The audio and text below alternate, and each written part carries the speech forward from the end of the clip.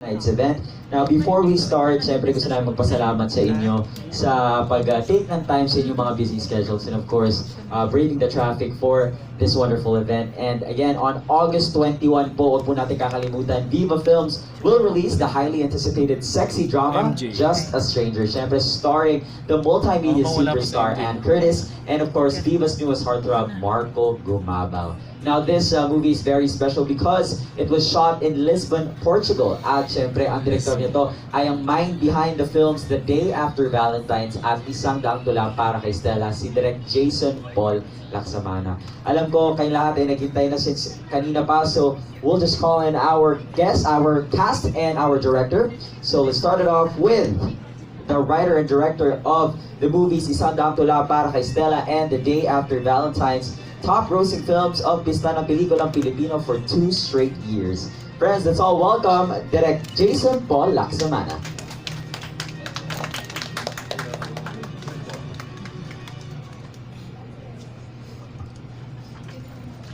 Alright, next up, he plays the role of Mateo Silverio in ABS-CBN's Kapamilya Gold teleserye Los Bastardos. Ladies and gentlemen, Viva's hottest and newest heartthrob, Marco Gumabao.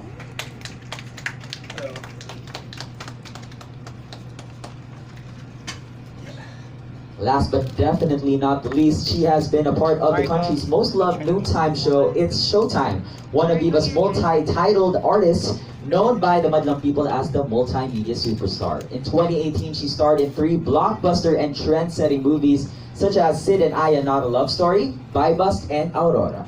Friends, let's all welcome ang nag-iisang Dyosa, Miss Ann Curtis. Hey guys! Hello! Ayan. Vlogger friends, here are the cast and of course the director of Just a Stranger. Hello!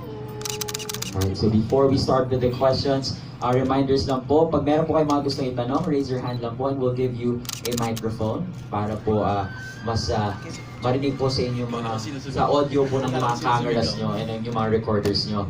And yes, just raise your hand, tutulungan po tayo ng ating friends also from Viva Films para malapitan po kayo, bigyan kayo ng mic. Pero before we start with the questions, short message siguro from the cast and of course si Direk.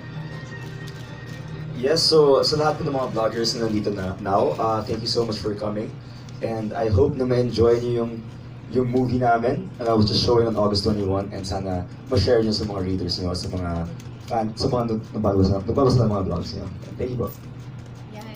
Hi guys, thank you for coming out. I'm excited to hear from you, all the questions that you guys have. And yeah, thank you again for making it out tonight, and we hope that we get your support for our film, Just a Stranger, August 21. No, love it now. Thank you. Ayun, good afternoon, good evening sa inyo lahat. Ayan, tara, pag-usapan natin yung pelikula. Tapos, sabay-sabay natin panoorin sa August 21st. Okay? Alright, thank you. Now let's start with the questions. Just raise your hands if you have any. Okay. Ayun, first of all, congratulations kasi trending yung trailer nyo. Yay! Thank you! Ayun, first question ko kay Miss Ann Curtis. So, how was it na parang ngayon nakagawa ka ulit ng isang daring na sexy film? I'm very excited. I'm very excited actually to be able to go back to my core. It's one of my favorite roles that I love to do, where I get to play around talaga. You have the liberty of playing around with your character. So I was very excited. I absolutely fell in love with the script right away. And I had so much fun filming it. So yeah, sobrang excited for everyone to meet me in Mental. How about you, Marco? Yes. It's your second time to work with Anne, right? So how was it working with him? Well, of course, super fun. Yung first time namin was in Aurora nga. So, in Aurora, we had, parang 1 week yata tayo. In Batanes. So, before pa lang, parang yan, we nakagawa namin parang friendly relationship na it was really fun to shoot with her and super professional, sobrang bait ni Ano. And luckily, I was chosen here sa Just a Stranger, so yun, nag-shoot kami in Portugal for a week also. So, it's a fun experience working, of course, with the nag-iisang Dyosa.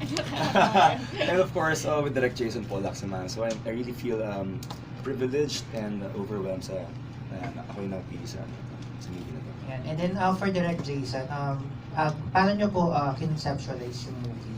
Wait lang, do you prefer us to use the mic? Nakukuha na record mo? Or wag na lang? Mas maganda pag Ay, yan na naka-ano siya. Ayan. Sige, baka kasi hindi ma-capture. Ano yun? Sorry. Ay, then paano nyo po i-start na kinonceptualize yung movie? I think it all started with Viva telling me that Anne is looking for a material na kagaya nito. Ayun, tapos... Yun na, it started. Siyempre, gusto kong makatrabaho ang nag-iisang Dyosa. So,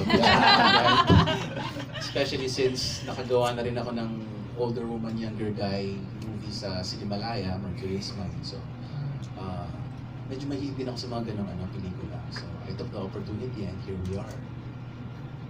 First choice ba si Marco as a leading role? Honestly, kasi si Anne nakalock na talaga. Kasi syempre si Anne ang pinagpipicture natin. Tapos kami sa Viva, pinag-uusapan namin, sino kaya ipaparis natin kay Anne? So, they have a catalog. Inisip namin talaga, gusto namin ng fresh. Wow, fresh. Gusto namin ng pero kasing shortage of leading men ng Viva. Sino ang pinaka may potential na the future the future Diyos. Wow, Diyos. Kasi kung meron tayong Diyos. Future Diyos. The future leading man ng Viva. So, he went through an audition actually. And nakita ko, pwede. Ayun, and dun sa dalawa rin, di ba parang sa Portugal kayo nag-shoot? Yes. How many percentage ng film? I think Si Direk. one-third One siguro. third. Ayun. Can you share, Anne and Marco, parang ano yung mga place na na-enjoy nyo or na-explore nyo sa Portugal? Tawa ako sa Or yung mga activities na nagawa nyo? Lahat! We really got to explore Portugal kasi with the different and several locations that we got to shoot at. Of course, I love the food. Sobra ko siyang na-enjoy. Sayang lang hindi tayo nakapag-shoot doon sa Time Out, which is like the best place to eat in Portugal. But it's so cinematically beautiful, all of the locations, and you'll see it in the film. So, ang hirap mamili. Kasi makikita nyo naman sa pelikula how beautiful Lisbon is. Parang bawat angulo, no? Yeah, it was a fun experience also. And ako, first time ko mag-Europe, so I was so excited to go to Portugal. And yun nga, what Anne said, super ganda ng lahat ng mga sceneries. It's all picturesque. And yung food, syempre masarap yung food. And the beaches, yung Torre Beach where we shot, sobrang ganda, pero sobrang lamig ng tubig. Oo eh. So, yeah.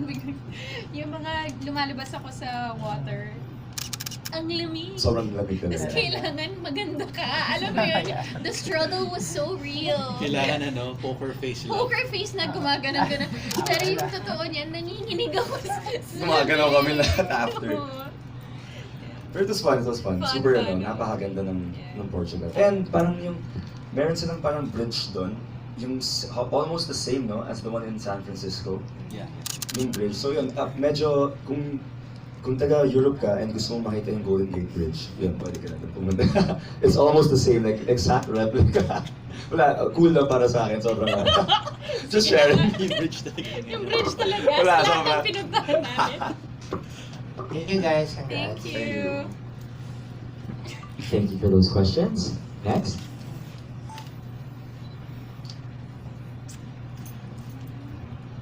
For Direct Paul po, yung tema ng Direct Jason, yung Yung sa Ano Jason. pala? Okay po. Yung tema po ng film natin, mapangas po, hindi po ba... Grabe yung word na Mapangas. Kasi, tungkol to dun sa affair with someone na married, hindi po ba kayo natakot na binuksan niyo tong topic na to sa sasabihin ng mga tao on social media. And ano kaya yung lesson? Ako, wala na akong pakilante. Ano kasi, if you follow my films, even my independent films, to quote Ricky Lee, madalas daw yung material ko are transgressive. Siyempre, tinignan ko sa dictionary. Transgressive means, yun nga, yung hindi mo masyadong concern yung morals. So, kasi madalas yung mga characters ko sa mga movie ko, gray characters sila. Hindi sila yung immediately likable. Wala sila sa moral high ground. Unlike yung karamihan ng mga mainstream films. And ito lang, tinuloy ko lang yung ganung trend dito sa pelikula ko. And ano sabi mo? Natatakot sa ano? Hindi, yun yung gusto ko yung pag-usapan. Kasi wala na akong ini-endorse dito na tama eh. Kumbaga, we're just exploring the humanity of our characters. So, yan. Sige, pag-usapan nila. Additional question lang. Yung mga movie niyo, kilala sila na punong-puno ng puso, ng mga hugot. Dito ba, may ibang klase ba tayo na mukha ng puso or ng pagmamahal na makikita without spoiling the film, of course? Meron. Lang sinabi. I think meron, oo. Hindi ko naman consciously ginagawa na, lagyan natin ang hugot dito. Ang gusto ko lang talagang i-explore dito personally as writer din. Yun nga, i-explore yung humanity ng mga ganitong klaseng characters kasi yung mga affair movies in the past, very parang catfight, laging ganon, laging evil woman, makasarili, gusto yung lalaki. Dito medyo gray area tayo. Medyo morally tayo, ambiguous. Ayun, yun lang naman ang akin. Last na po. Sorry, ang daming tanong. So, for Anne and Marco, ano kaya yung mga lesson na natutunan nyo, kahit isa lang kayo na main lesson na natutunan nyo sa characters ninyo, without spoiling the film? Yeah. Sorry. Ang hirap naman yun. Pinahirapan. Better always is a price to pay. For Marco. Ticket price. Kaya bili na kayo ng movie ticket. Well, yeah, everything you do, lahat yan may consequence. So you always have to be careful sa mga life choices mo, sa mga gagawin mo sa buhay. So, hindi porket gusto mong gawin ng bagay na to, hindi ibig sabihin tama siya. Yeah. Thank you. May tanong lang ko, very intriguing yung confession scene, di ba? Yeah. Sa tunay na buhay, kung mangyayari yun, would you consider na mangumpisal sa pare o dumiretso ka sa Diyos? Ako personally, I confess straight to God. Anong pinagmula nung eksena ng Jason? Ano ang pinagmulan mo? Actually, maraming eksena dito like yung basta. This one and then there's another one na medyo Ano bang pinagmulan nun? Actually, nung ginagawa ko yung storyline, wala pa yung confession scene. Pero kasi, since yung storytelling ko sa movie, it's all parang drawing from memory. Kailangan ko ng parang device that would make the character, yun nga, parang i-recount yung naranasan niya, yung thoughts niya. And nag-isip ako, it could be sinasabi lang niya sa friend niya, sinasabi lang niya sa ganyan. So, ang naisip ko lang, mas interesting siguro kung confession to. Kasi di ba, i-explore din kasi sa movie yung mga parang lack of options sa mga gusto mag-divorce, ganyan. Na it runs in contrast with what the church is teaching. So, ang ganda lang ng contrast ng religion, morality, tapos infidelity, sin. Ayun.